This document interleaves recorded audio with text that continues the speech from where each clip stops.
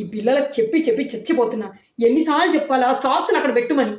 School నుండి వచ్చాక shoes సాక్స్లు ఒక చోట పెట్టాలని తెలియదు, ఆ బాక్సులు తీసుకొచ్చి సింక్లో వేయాలని తెలియదు, సరిగ్గా రెడీ అవ్వాలని తెలియదు, తల దువ్వుకోవడం చేత కాదు, హోంవర్క్ నేనే చేయించాలి, తినిపించడం నేనే తినిపించాలి. ఇవన్నీ ఏంటి? మా కాలంలో ఎలా ఉండేవాళ్ళని తెలుసా? ఆ వల్ల మా అమ్మకి అసలు ఒక్కసారి కూడా తలనొప్పే వచ్చేది కాదు. మీ వల్ల నాకు మైగ్రేన్ వచ్చింది.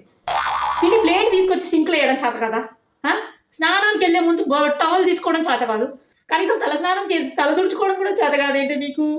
ఎన్నం చేయనే? రోజుకో రకం పూటకో వెరైటీ వండి పెట్టాలా? ఎన్నని నేర్చుకోనే నేను మీకోసం? మీరు పిల్లల పిశాచాలానే నన్ను పట్టుకొని వేపుకొని తింటున్నారు మీరు. చిన్నప్పుడు అసలు మా అమ్మకి మేము ఎంత హెల్ప్ చేసేవాళ్ళం తెలుసా?